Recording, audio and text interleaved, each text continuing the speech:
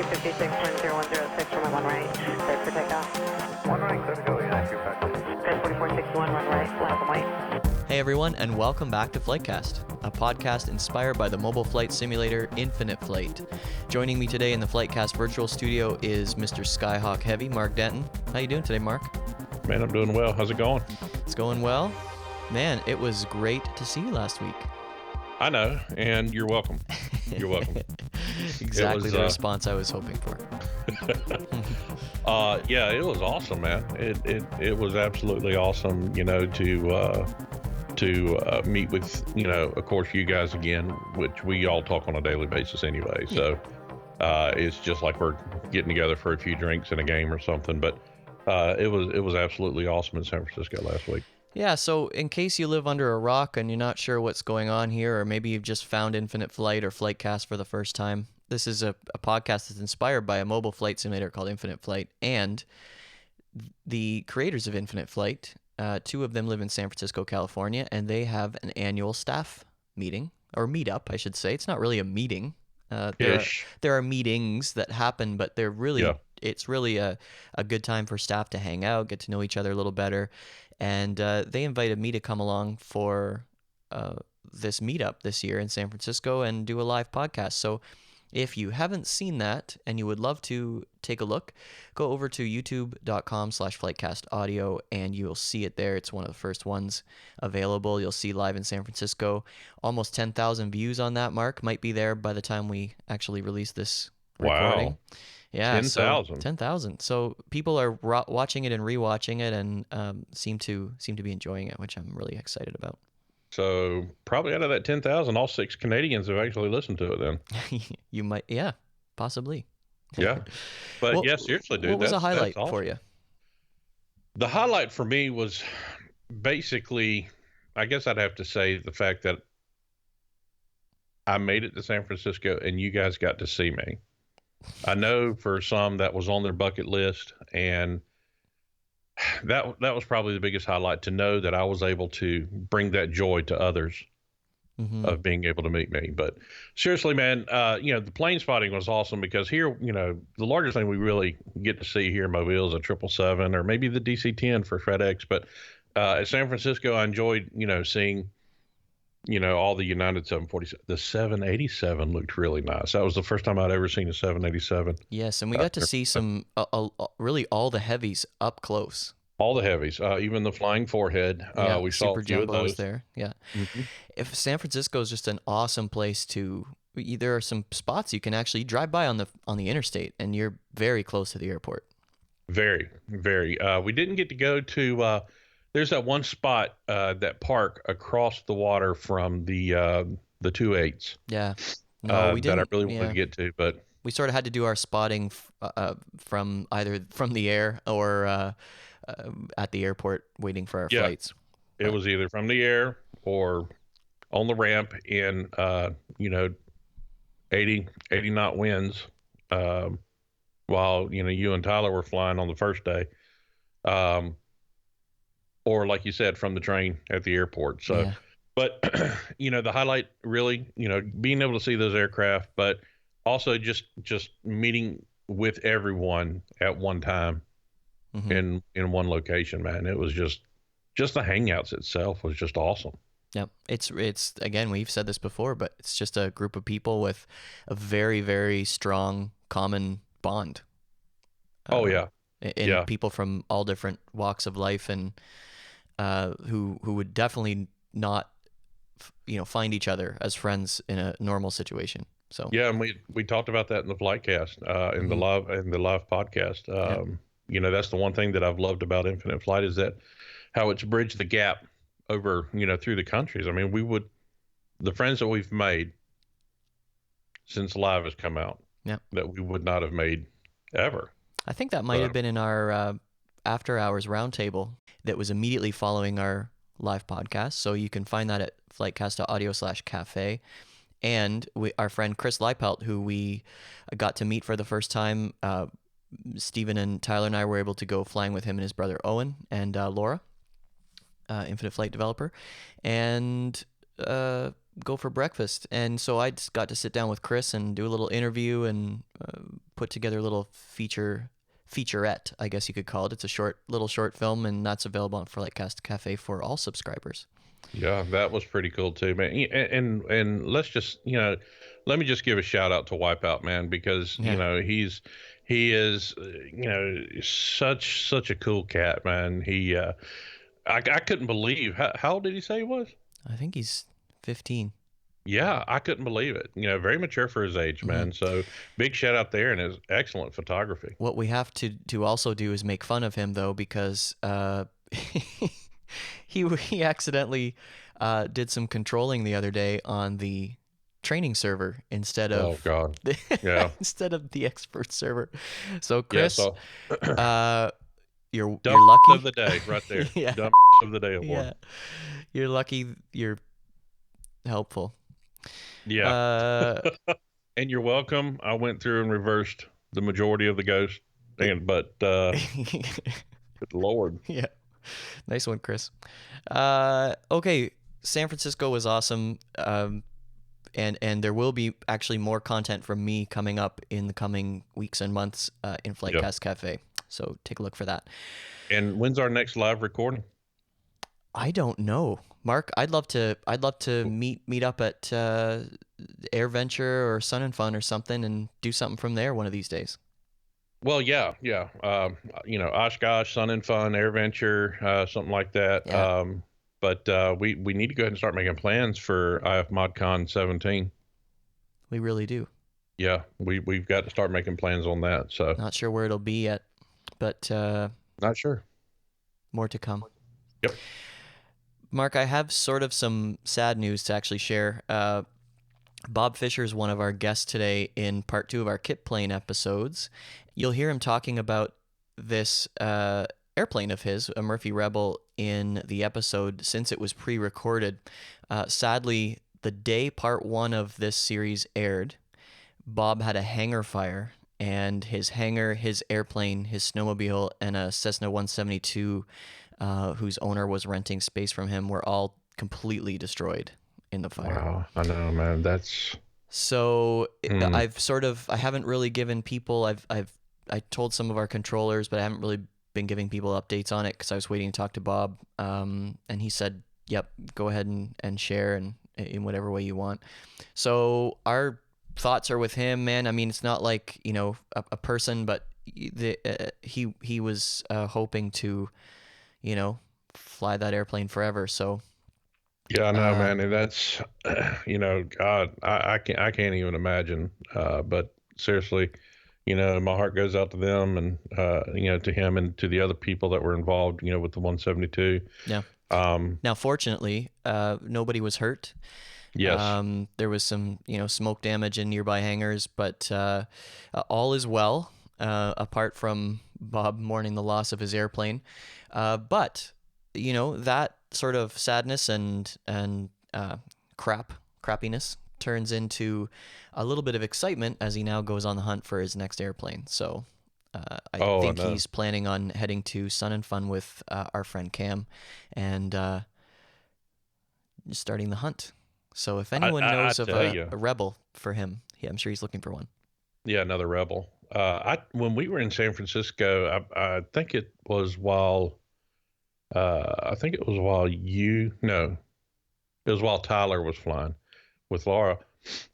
You were taking pictures of him and everything, but I went over, Stephen and I were walking back, and I met up with that guy that I took the pictures of in the Glass Air hotel driver. Is that Palo Alto?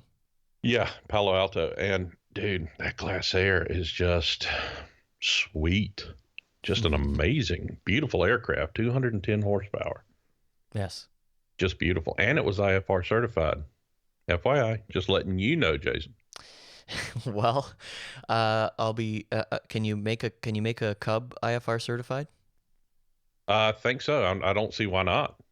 Just need the right equipment, right? Didn't I send? I think I sent you a couple links. Yes, you did. Yeah. You certainly did. There's a guy who has a blog, and he basically wrote a story about his entire how he did that with a Super Cub, I think. Yeah, it was with a Super Cub. Yeah. That's right. Very cool. Yeah. So anyway, we're thinking about you, Bob, and we're going to hear from him in a minute. And again, that episode, the rest of this episode was pre-recorded, so Bob will be joyfully talking about his Murphy Rebel in there.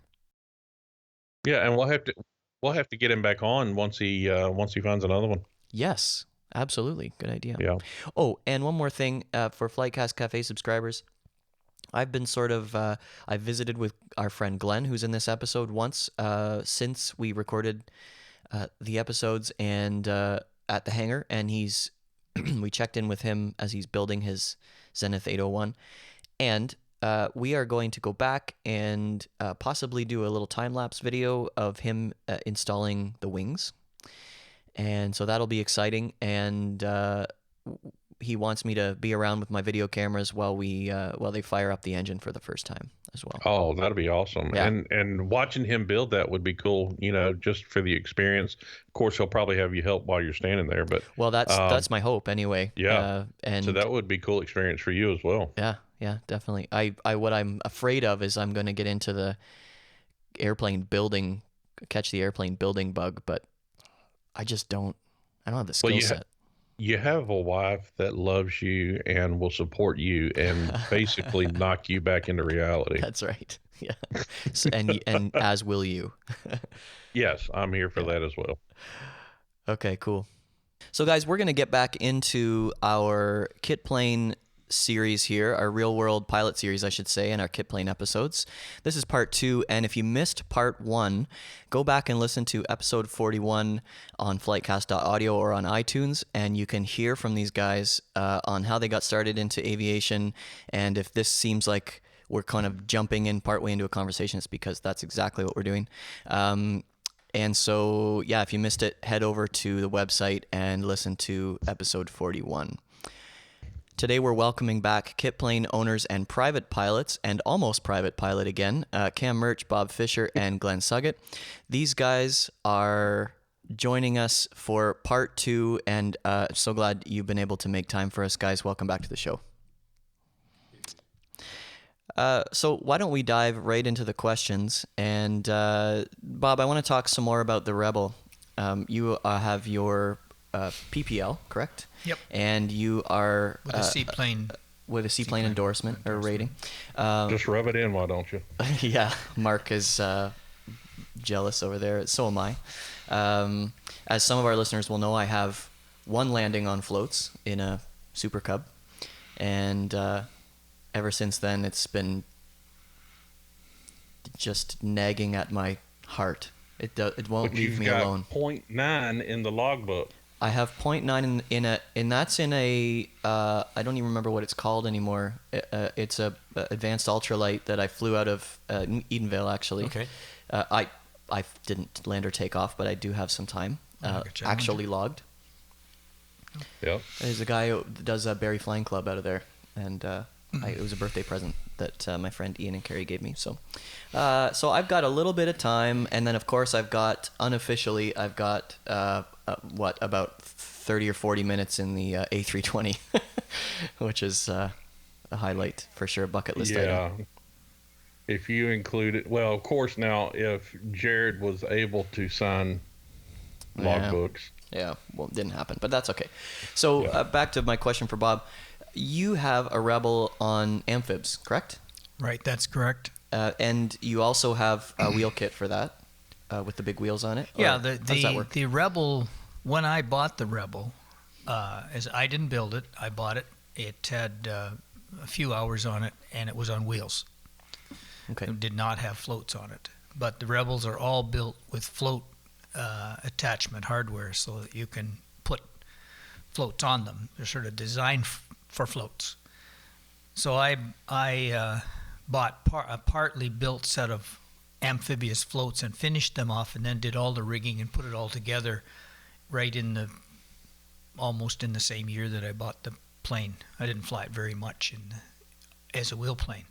So that was always the plan then? Oh yeah, always. Yeah, okay. Always, because I'd had the amphibs previously, all the rest of my flying career.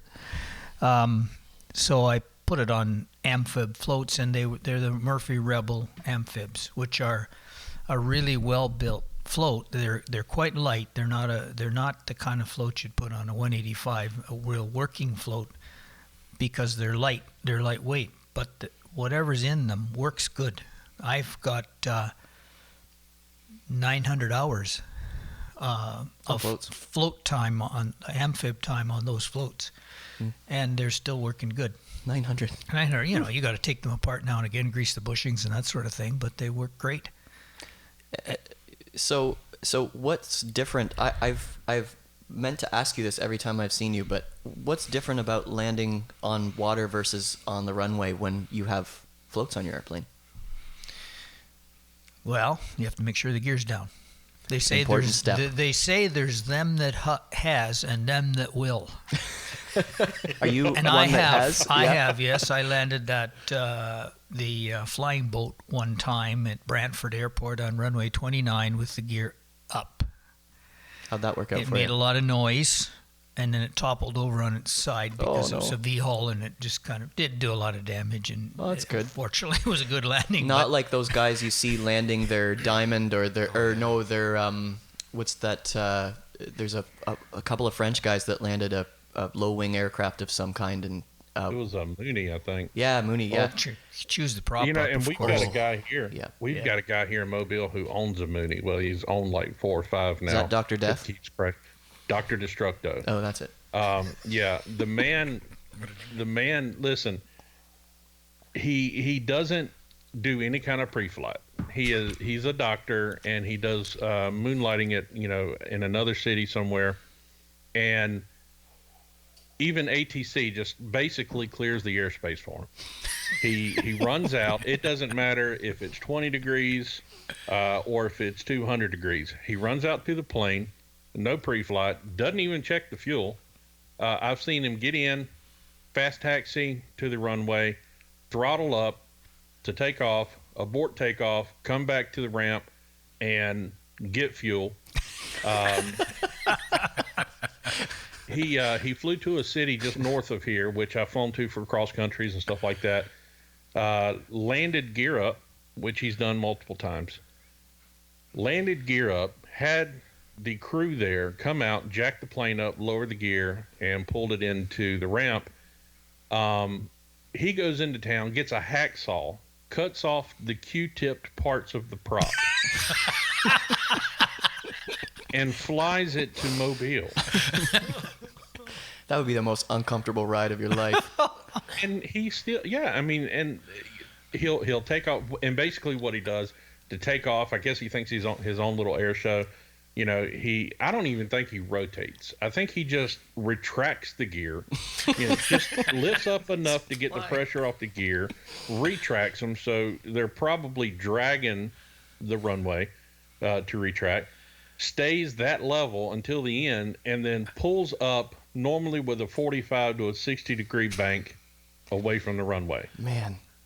And we're just, we're all just sitting out there with popcorn waiting on this guy to crash because we know it's going to happen sooner or later. Bob, he's the type of guy that would stay off comm probably in an uncontrolled space and fly right across your nose. Yeah, He that's the did. problem. Yeah.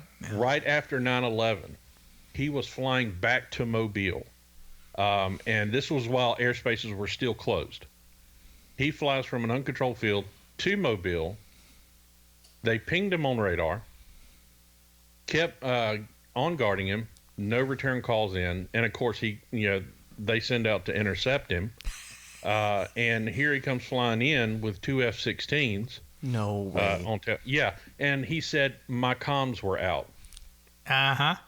Were they out, or were you just that much of a dumbass you didn't turn them on? Yeah. That sounds like the latter. Exactly.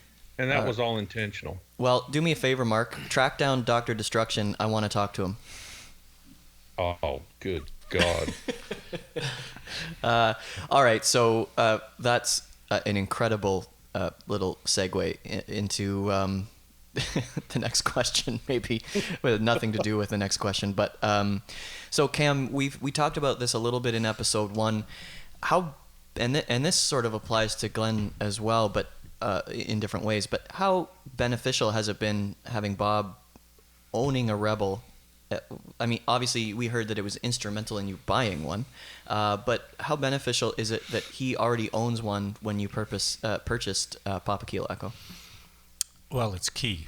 I mean, there was, I didn't know what to look for and what I was interested in or what I needed, or you sort of said, well, what sort of mission do you want to have? You know, I don't need to go anywhere fast. 2 seats are fine, and Bob's Rebel looked pretty sweet, and I went for a couple of flights in that. And Hey, 2 seats mean you got room for me? yeah, sure. Jason's always just kind of punching that in there. Every Yeah, episode. yeah, I love it. You got a Every jump time. seat? Yeah. Put me in it. If y'all have room in the cargo bin, I'll go. Yeah. That's Jason. Yeah. I probably wouldn't even have a plane or my license without Bob. So that's How about key, that? Key. It was a lot of fun. Yeah. Yeah. It was fun. Really, I enjoyed every bit of it. All the finding the airplane, the flying, the practicing, the getting his plane flying, and then doing the tail dragger thing quite a bit in the first year. I got Yeah. a lot of hours in Yeah. on the left seat of his plane, Yeah. of Cam's plane. Nice. Just which was good for me because mine was on amphibs. Yeah. Yeah. And Yeah. speaking of me being in the right seat, if you guys haven't already, if you head to youtube.com/FlightCastAudio, there's a little feature film. It's also on the homepage of our website, FlightCast.audio, of Cam and I doing some flying in the Murphy Rebel. So you can have a look at Papa Kilo Echo and hear us chatting away. But See yeah, go around. yeah, watching us. We've never gone around with me in the airplane. Maybe I'm a good luck charm. Yeah. We've bounced a little. Wow. Yeah. That's all part of It happens. the fun. How did you let Jason land? That's what I need to know. Oh gosh, no. No. Yeah, I don't blame you. How did he do flying? Of course, to him, he did. He just says he was awesome. He's a natural at it. But I want to hear it from you. Never said that. It's fine. I mean, Jason did a little bit of flying, and he was taking pictures all over the place and working the cameras and the radio and stuff. Multitasker. But the Rebel is an easy flying plane. It really it's is. very stable. You know, people who go up in it say, you know, this isn't hard at all. You can fly for half an hour with your feet and hands off the. Yep. off You've the got controls. a little trim tab in there, Yep. electronic, Mm-hmm. and the flaps are not electronic. You've got an upside down emergency brake. Yeah. For your flaps. And then we actually came in the first time we came in for a landing when Cam took me flying. He showed me where the flaps were and everything and kind of all around the airplane. And then we came in on final and he's not using flaps. So I'm thinking, okay, he's coming in. Well, that was Edenvale. Yeah. Yeah.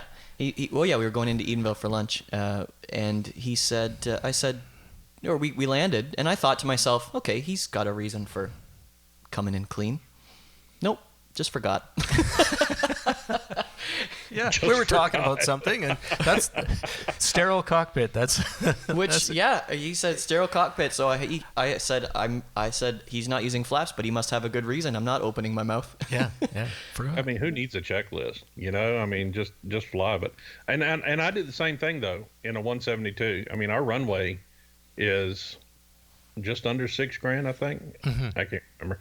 And I rarely use flaps unless I've got traffic behind me and I need to exit the runway fast or something. But other than that, I just, in a 172, and I'm sure the Rebel's the same way. I mean, you can just have a little bit more speed and land. Well, you don't use flaps for slow flight either, Mark. Yeah, my instructor, who I believe flew with the Wright brothers, taught me how to do slow flight without flaps. And it was only when I did my simulated check ride when he's like, what about your flaps? And I'm like, what about them? So he goes and dumps all 25 degrees at one time. And I'm like, oh, my gosh. So you got to go through and adjust the trim all over again. Yeah.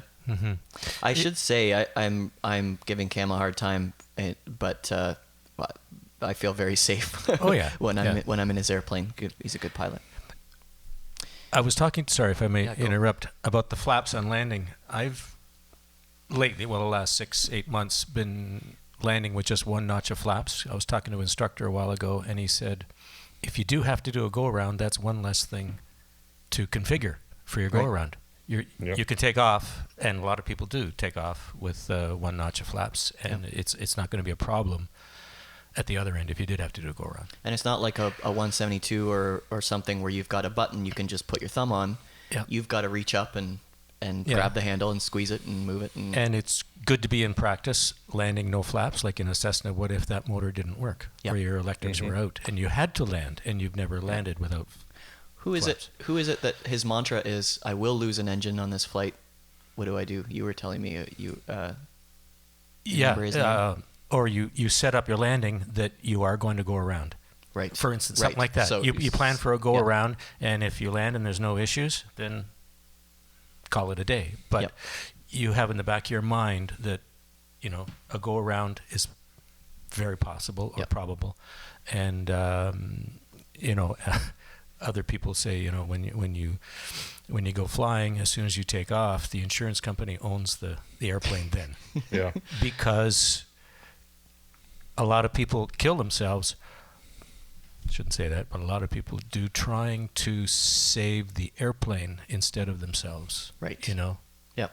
Go between two trees and take the wings off, but you live. Yes. Yeah, that's Hang it up in Yeah. the forest is Or better whatever, than yeah. putting it into the ground, right? Yeah, yeah. And yeah. that's one thing I love about my instructor. He taught me a lot of stuff that, number one, CFIs don't teach today, because your first couple of hours nowadays, a CFI is trying to impress you with their flying and their knowledge, because most of them are just so young now. But he taught me a lot of things that are not in the books. Like, how would you steer if you lost aileron control? How would, he taught me how you could use the doors to actually steer the plane. Things like before, if you had to make an emergency landing, pop open the doors right before you touch down. That way, Good they advice. don't Stick jam. a shoe in it. Yep. Lots You of don't- drag that way then, you- right? No, your No, door well, won't. your No, door's that not way, jammed. if Oh, the I see. plane buckles and it jams the doors and you can't get out. Got it. Yeah. So, with the doors open, you at least have an exit. So he taught me a lot of things that, number one, you don't read in any manual, and two, most CFIs don't teach. He taught me how to do forward slips. Now, I know that they teach slips, but he made me do them over and over and over again, which paid off in my check ride, Sure. where I had to perform a forward slip. It's the And- only way the Gimli glider made it. Guys, Google the Gimli glider. It's an awesome story of a Air Canada 767 landing at an abandoned airstrip they were using for go-kart races that day. yeah. And the only reason he landed it successfully, very successfully actually, with the exception of nose gear not working, not his fault, was that he had to slip that thing in there with no power. Yeah. And with my instructor, he was 65 years old and been instructing 40 years, and we did spins, Nice. all sorts of stuff. Yeah. Awesome. Yeah, we did all that. Graveyard spirals. I'm probably just as comfortable in a graveyard spiral as I am in straight and level flat. Sure. Well, that's Just because he beat it into my head and made me do things over and over and over again. Yeah. Being Yeah. proficient, not legal kind of thing. Yeah. Yep. Okay, let's move on. So, Glenn, we had you on the last episode. You are currently building a Zenith 801. It's a kit plane, and we're going to get to talking about that in a second. Are you into flight simulators? No. Okay, so what I'm going to do is I'm going to hand you my iPad. This is a 172. I'm going to set you up with Infinite Flight here. There's no other airplanes around. You're going to be you have San Francisco International all to yourself. I'm going to start you off on 28 right with no wind. When you calibrate no it, you're going to hold wind? it the way you want to hold it. Mark, pipe down. And and then hit calibrate. I'll show you how. And then that'll be your straight and level. And then if you tilt it forward, you go down. If you tilt it up, and then you'll have your throttle on the right. So I'm gonna Mark. Why don't you and talk Throttle's talk on to the these left, guys isn't it? about something, and I'm going to show Glenn how to use this thing, and then we're going to check in with him in a minute. It's like the blind leading the blind with Jason giving flight instructions on something. All right. Mark's the only one allowed to make fun of me around here, just so you guys know. Can I put machine guns on my plane? Like Well, if it's we only do. like for farm machinery, or like old farm machinery and stuff? We do have fighter jets, but I'm going to start you off in the 172, All right, and then in the 172. well, you and Glenn would really get along well, Mark. I think so. Yeah. I think so. Yeah, ask one of these guys a question that's been burning on your mind. Why don't you, Mark? Mark, let me Yes. say something. The difference between the Murphy Rebel, all Murphy Rebels, and this 172, there's one thing that's significant. You know, in many respects, the flight envelope is the same, but our planes don't float as long Really? as a 172 because they're a 30 foot or 31 foot wingspan versus your 36 feet. That makes a huge difference when you're coming in, and you want to get on the ground. Ours tend to get on the ground when we want them there, where the 172 will float for a ways down the runway. Oh, yeah. So very little ground effect, I guess. Yeah, there's some ground effect, but it's not Yeah. as significant. I've got lots of hours in 172s and Archers and all of that ilk, and that is one thing that is different. Yeah, I know when I did my instruction, was going through my lessons and everything, they're like, which one do you want to fly in? Well, I'm not going to get in a 152. That's just not even going to happen. Unless, like Jason referenced earlier, I put one ass cheek in the left and one ass cheek in the right, and then the CFI is just instructing me from the ground. Then we had a Trauma Hawk, or most people know as Tomahawks. Yep. But the Trauma Hawk, I didn't want to fly it. Number one, So it's just a touching the T-tail. brakes puts them on? I'm just not a T-tail fan. Never have been. That's in your emergency. But I wanted the Oh, okay. 172, and so that's what I did all my instruction in. And absolutely love it. So it's like nothing else, man. One of these days when I own mine, I'll definitely have to make a little cross-country trip up north. A little. Yeah. It'd be a good probably If 2,000, 2,500 miles. if you like the 172, if I was you, and you're heavy enough that it makes it worthwhile having the 172, I'd get a 180 horse 172, if at all possible, because that makes a really nice airplane. Yes, it does. A lot of power. The one that I flew most during my training, and actually it's the one that I had most of my time in until it was time for TBO, and they had it sit down on the ramp and a storm destroyed it. It had a 150 or 160 horse in it, and then a buddy of mine owns one that I've got a lot of time in. And it has a 160, but I've flown a 180 horse, and yes, you're right. It makes a huge difference. So if I did get one, I would definitely have a newer model, something with 180 horse at least in it. It's just amazing. It's better for floats too. Oh yeah, The 180 horse is? Oh, Oh, for yeah. sure, way better. You Yeah, don't. so- The thing with the you can get an old 172, and there's an STC for the 180 horse. So it's a really nice option to have, and then you don't have to spend the money on the new plane, the new version, which is a 0360 with a derated 260 horse, but has still 180 horse torque. Yeah. So that's the secret is the torque. That's actually, that's a good idea. That's a really good suggestion. So yeah, I mean, whenever I do get my own plane, the 180 horse is something that I would probably go. I'm the same way with anything. I mean, like with a boat, when I had my bass boat, I want the max horsepower that boat's rated for. Right. I don't want, as little. I want what the max is rated for. So I'd be the same with the plane, but definitely be doing that for sure. How's it going over there, Glenn? Touch? You haven't crashed yet? No. Have you gotten off? Have you even throttled up yet? Oh yeah, he's in the air. I think, unless he's just pretending he is with the brakes on the ground. Bogeys, 12 o'clock. Oh, let me tell you. Well, that's a story for another time. That's Yeah. kind of a long Let's story. move on. Guys, while he's flying there, let's talk about tailwheel flying. Is it, how did I word this question? Oh, so is the tailwheel flying, was that appealing to you before owning the Rebel, and did it influence your decision on that airplane? Tailwheel flying is great. It's it requires that the pilot is more precise in his circuits and his approaches, especially, and his ground handling, than with a nose wheel airplane.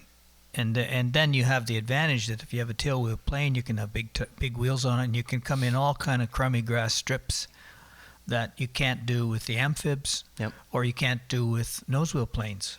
So from that point of view, there's quite a few advantages, like for slow cross-country stuff where you want to go from little airport to little airport, sometimes grass strips.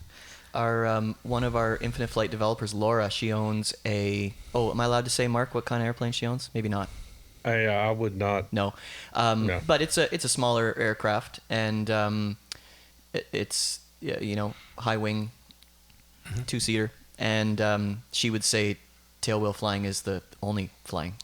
Yeah. Yeah, she's even told me I'm not a real pilot because I'm not tailwheel indoors. Yeah, but big fan, right? It's like that you gotta know how to land in a tailwheel aircraft. Cam, what about you? Is that something, because you learned in the 152? Learned in the 152, and you hear stories about tailwheel pilots, and you end up being better in both, and it's hard to convert. I thought it would be kind of cool to learn right from the get-go in a tailwheel, like people did 50 years ago. Yeah. There were no tricycle gears. That didn't work out. But with a good instructor, and you understand what's happening with the center of gravity, and how you landing in a slip or whatever you need to do to get it down. It's a lot of fun, Yeah, it is. You've talked to me about 3-point landings. So the goal there is to pretend the tailwheel doesn't exist, I think is what you, am I getting that wrong? You're touching all three wheels at the same time. Okay. Okay, so you're landing in the attitude that it sits on the ramp. Okay, and are you trying, so you're literally thinking, I need to land all three wheels, or like that sounds impossible. Are you trying to land it on the tail, or some people think of landing the tail wheel first? Okay. It won't, but it'll stall right there in that configuration. It's weird because in a Cessna, you're coming in and you flare. You're in that same configuration. It's just then your nose wheel comes down. In a 3-point landing, you're coming in, you're level, and then you pull back and you get into your landing configuration. Just wait, and it settles onto the runway in the 3-point attitude. In the wheel landing, I haven't done much of that at all. Bob has, but there's the fellow I rent the hangar from. He does wheel landings all the time, because then he says every landing to him is like a glassy water landing. He's just coming in on two wheels, and he just kisses it right on. And he said at night, or tricky conditions, you're a little faster, but you are with a long enough runway. You're coming in, and it's. He prefers that. It takes more runway. Yes, it does. Yeah. Right. Yeah. Well, same with the glassy water too, right? Yeah. You're taking tons and tons of space. Lots of water to get down. Yeah. And speaking of that, Bob, you've got the Rebel on floats, as we mentioned last episode, amphibs. And so when you're landing on, we got a little bit of tips, and then we got distracted before. You said the main point is put your gear down, and then we went off on a tangent after that. But what do you have to? Because the landing would be very different than on. No, it's with not. the tail wheel. No. Oh, with the tail wheel, yes, Right. absolutely. Not different than on the water, though. The question is runway versus water. Yes. On amphibs, there's not a whole lot of difference there, other than the gear being down. Okay. Because you come in it's essentially the same attitude. You come in essentially the same speed, and you just try and kiss it down on the main gear on the runway, and at the step and the floats on the water. Okay. And if you do it right in either case, and for me it's easier to do it on the water. I can come in the water 7 times out of 10 and grease it on. Yeah. I can't seem to do it as much on the wheels at the runway, but The amphib wheels. on the amphib Yeah, wheels, okay. yes. But everything else about it is the same. Okay. It's not. People think it's difficult. It is not difficult to land a seaplane this in normal conditions. There's a lot more things after you're on the water, vis-a-vis taxiing, wind and no brakes and coming up the docks, and 1,000 things that you could talk about. Yeah. But just the flat out landing is very similar. Well, see, the thing that I would, you were talking about, you feel like you can land easier on the water than what you do on, on a runway. To me, I would think the biggest adjustment would be to get used to that height difference with having the gear down But what you do on the water. But Mark, on our planes, you know what? When the gear comes down, there's not more than 4 inches at the most between gear Really? down and gear up on the water when you land on the So water. not that It's much hard. of a The difference sight, at all. there's no difference. That's compared to as a tail dragger where there is a big difference. Yeah. Right. Yeah. Your airplane, I've seen it at the ramp on floats, which is a strange sight to see a float plane sitting there at the ramp outside the cafe. It's way up up there, there. yeah. It's up there. It looks like it's sitting on stilts. But that same thing applies whether it's stilts or. And the other thing too is, interestingly, taking off. I can take off faster on land than on water, simply because I can rotate further. When you rotate, on land, you've got that 4 inches sticking down with the gear, and so you can rotate before the tail of the floats would hit the ground. Yep. Whereas if you rotate on water, you just sort of pull the backs of the floats into the water, and then you slow down. Yep. It's kind of funny, but Yeah. in either case, it gets off. My plane gets off real quick anyway. Yeah. Awesome. Is it similar to like when you're taking off from the water? Like in a boat, when you throttle up, Yep. of course you get that high pitch first. Yep. But then it settles in, as they say, you're coming out of the hole. Is it similar in a float plane to where you almost got to get that suction off of the floats, or Yep. does that Absolutely. make on the sense? step. The hydrodynamics are almost the same. It's just as soon as you get going faster, the boat never gets lighter, the plane does, as you get going faster because the wings are taking some of the weight. But at the beginning where there's no lift from the wings, you just plow your way up.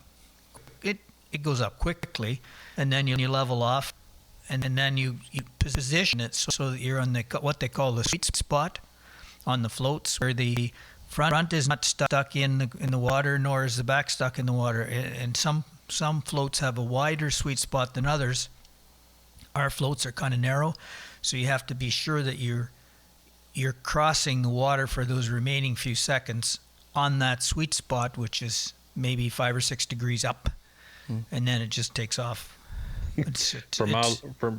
For me, I'd probably end up having to put whether I'm in a 172 or a 206 float plane. I may be the only one flying around with wing floats on it just to make sure, keep it stable. All right, Glenn, have you managed to complete a circuit yet? I'm just doing that. Okay. Yeah. I got to ask you some questions, so we're going to have Okay. to put the toy away pretty soon. Okay. Uh, There you go. How was it?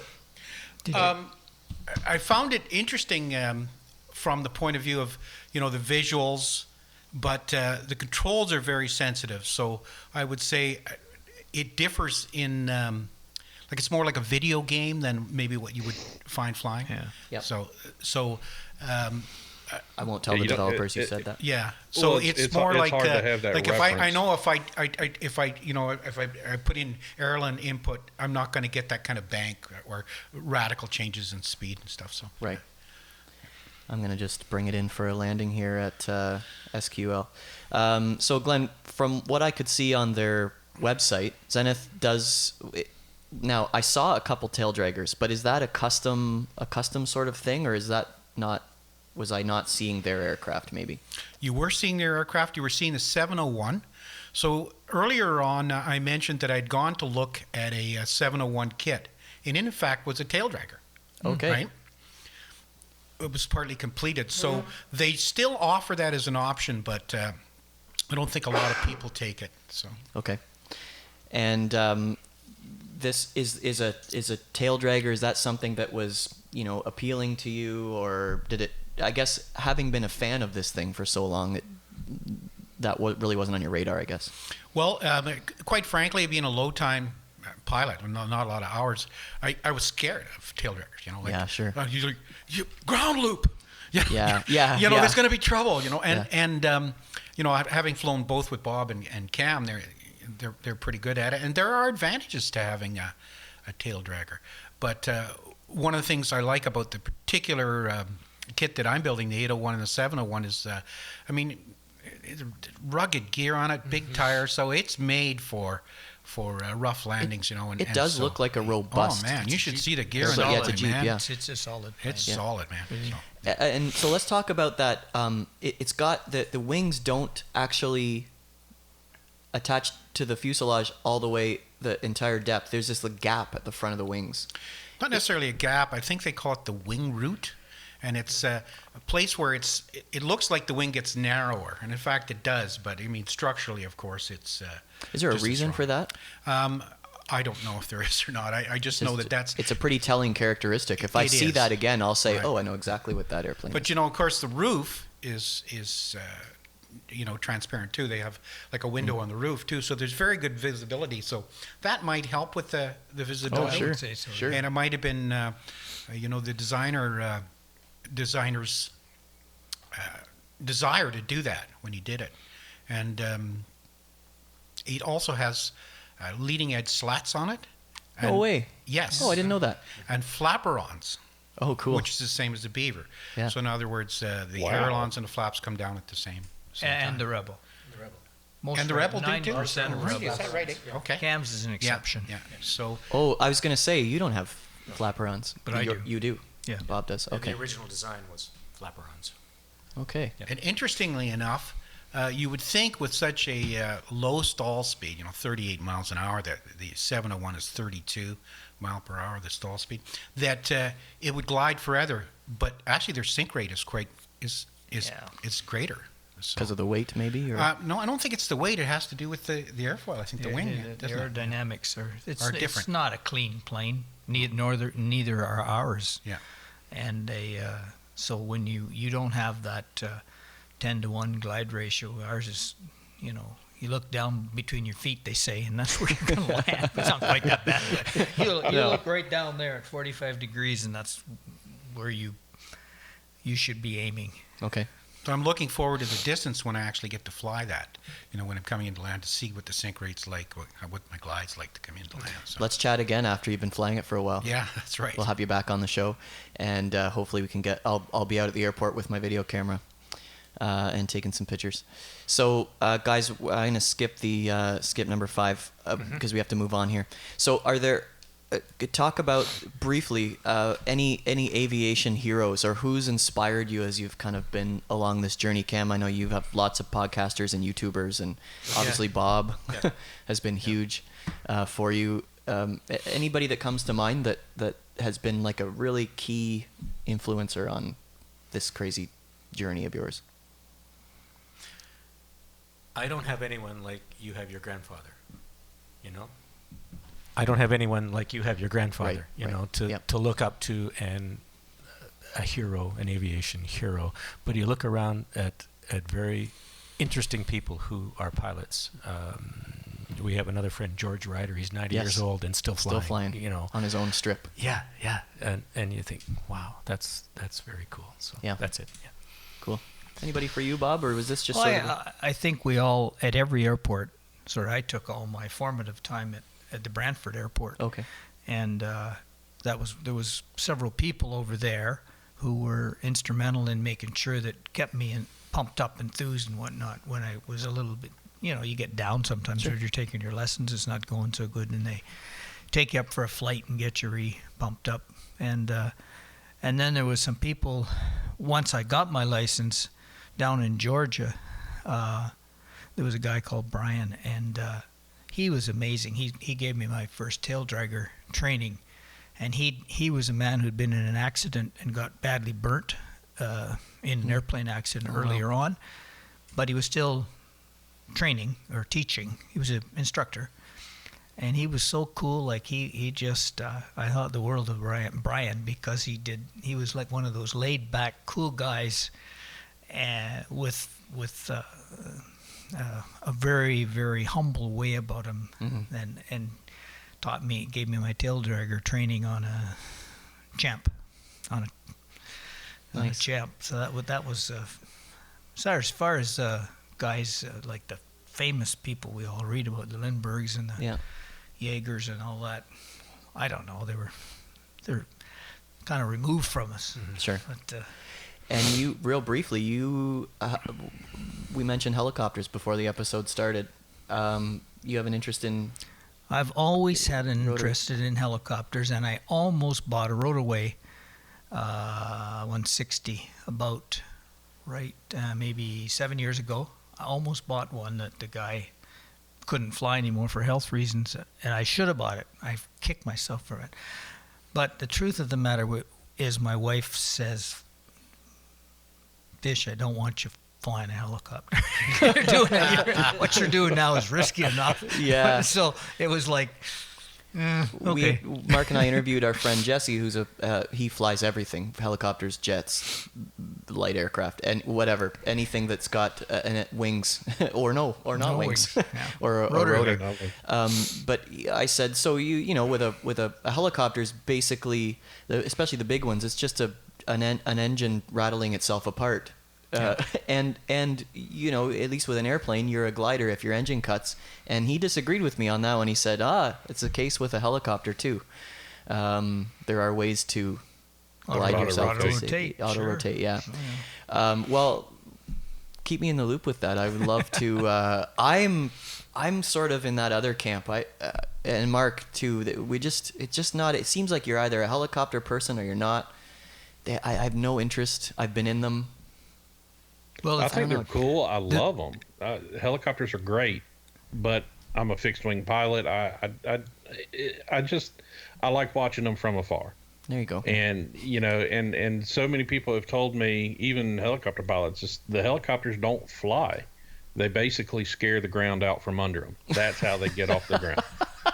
So Bob's expression on that one was great. One thing for sure about general aviation helicopters, that's the small ones that any of us normal people could afford, they are nothing but a toy. You can't use them for work. We can take our planes, and we do regularly all summer long. We get in the plane, load it up, fly to Quebec, go fishing, stock lakes with fish, go to Elliott Lake or Bark Lake and go fishing again, and use the plane to move around and repair things and help the camp owners, and then fly back. And that's typically 160 miles, we'll say. Okay. And you can do that at 100 miles an hour, and you can have fuel enough to do that at 100 miles an hour, like carry 5 hours of fuel. But a helicopter, they're so limited on their time in the air, the amount they can carry.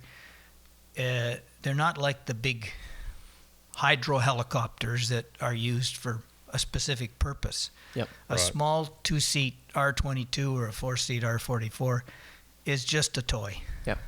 And so it's not really. that's for the people that can't afford the Bell Jet Ranger 206. Right. But yeah, and I'm a fixed wing pilot, like everybody knows, but my son, for whatever reason, loves the H-60 Black Hawk. He loves helicopters. So how in the hell a fixed wing pilot raises a rotor wing fanatic is beyond me. That's God's vengeance, Mark. And that's Jesse tells me, well, he's just compensating for my mistakes, and I'm just like, oh man. I'm gonna pause real quick. Fish, you gotta go. Shortly. Okay, so we just finished the last Just community finished, yeah, questions? sure. Okay, we'll rip through them. Mark, have you heard of Live Flight for Infinite Flight? Yeah, man. I've used it to track flights and to see which regions and airports are busy before, planning my flight. Right. Well, as you probably know, a new version of Live Flight is now available at liveflightapp.com. This new version is better than ever and has been rebuilt from the ground up. With the new design, more flight stats, a search feature, and airport information, tracking and planning your flight is easier than ever. Oh, man, I know. And now with the new downloadable KML files, you can download your flight data to any Earth browser, such as Google Earth. It's so cool. Absolutely, and if that wasn't enough, you can now subscribe to Live Flight Horizon, a new service for only $1.99 a month that provides real-time, worldwide airport information such as weather, runway data, and charts. It also allows you to search for flights, active ATC frequencies, and airports. And as a Live Flight Horizon subscriber, you'll also get much longer online sessions, and you'll be helping Cam to keep developing and improving this great app. So guys, make sure you head over to liveflightapp.com to give it a try, and also subscribe to Live Flight Horizon. It will make your infinite flight experience so much better. Live Flight is now available in the App Store for iOS. And now back to the podcast. So, guys, let's get to some community questions. In our last episode, we got to some of them, and then we saved some for this time. So, Tristan is asking, when put in comparison with regular GA aircraft, do kit aircraft provide any benefits or disadvantages that are not posed by GA aircraft? So he's thinking specifically in regards to cost, aircraft technology, weight, and performance, etc. So we've talked about some of those things already in the last episode. But in terms of maybe technology, you guys have already said, you want a glass cockpit, you get a glass cockpit. You want to do whatever to it. Cam, you put in a new or sort of a homemade angle of attack indicator. Yeah, you can do that. So really, you can do whatever. I'd say you're probably, in terms of cost anyway, you're more free to do whatever you want. You could do whatever you're inclined to do, but the onus is on yourself to be safe. Right. If you don't have the inclination, you're not interested in mechanics and how things work, then maybe a kit plane isn't for you. A lot of people just want to drive up, hop in a plane and go, and leave the maintenance to somebody else. I don't know. My thinking is, if you know your plane inside out, like Glenn is talking about, then your plane is in a safer condition. It's maintained more regularly. If you see something wrong, you don't wait for the next inspection. You do it. You fix it. Do it. And you understand your plane, and you're a safer pilot. It's going to be a better trip. And Glenn, how do you feel about that? You're the one building right now, and so this is an airplane that you're gonna, give me a seat in a seat in the sky, and thanks to yourself. So, how do you feel about that? Like, is it, or how do your loved ones feel about that? I don't. Linda hasn't said she wants to come with me, really, but I think we'll ease into that. Yeah, sure. But Bob covered so much of that, we talked about maintenance and costs and all that, and what you're in, and so did Cam. So they've covered that. But so I'm excited and a little scared because I don't have a lot of time. I'm gonna have to be really comfortable there, and I will be. I know when that comes along, and I'm got a few hours doing some circuits and. Yeah. It'll be just great, and there'll be that sense of exhilaration when I'm going places or doing things. There always has been. Yeah. By the way, I've been in a Black Hawk helicopter. Oh, really? Yes, I worked overseas in Iraq for a year, and we flew out in Black Hawks. I've been in a Chinook. The Canadian military? Oh, really? No, on a U.S. military base. Yeah. Oh, wow. Once we flew from Mosul to Crit on a Black Hawk, and the guy decided to do a little. I'm not going to call it stunt flying, but. Kind of like nape of the land, up and down, and and it was really fun. Those things are powerful. Yeah, that Black Hawk was incredible. Yeah. Wow. So. Very cool. So, yeah, I think what I've learned over these two episodes, the most, is that your community really is the important piece with kit flying. Mm-hmm. Building a kit, a kit plane in your basement or wherever. Is well and good, but it sounds like the really fun part is being able to bounce ideas off of each other and hanging out, and we saw, Cam and I saw at Edenvale, they've got just a plethora, a whole bunch of people building kit airplanes or maintaining them, or that to me sounds really like the great part about it. Mm-hmm. A guy on the forum named Flying Kiwi asked in a much more colorful way than this, have any of you heard any stories of something going wrong in flight because someone didn't assemble the airplane correctly? Because I prefer not to remember. Not necessarily assembling the airplane incorrectly, but because the plane is a home built, there's some things that are just carefully engineered in some cases. I had in that flying boat I was talking about, the Coot, I had a propeller brake in the early 90s over Michigan on the way to Oshkosh. Okay. 3,200 feet.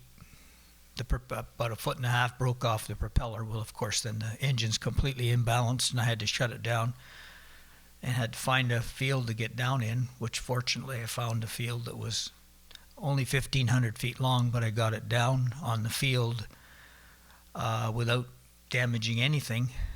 And then the helicopters came, the police came, the FAA came, everybody and his brother was there, the media came. But at the end of the day, it turned out to be quite an interesting experience. I got my wife to bring a spare propeller down from Canada, and then left with permission from the firemen and the police. I couldn't get out of the strip, but they let me go up to the nearest road. And fortunately, that's a low-wing airplane. The road didn't have any mailboxes for about a half a mile. Are you serious? And so they let me take off in the evening just before, like, when I finally got it all fixed up and together. And I took off on the 2-lane road. Get out of here. And then flew back to Sarnia. They landed back in Sarnia. Yeah, on the water.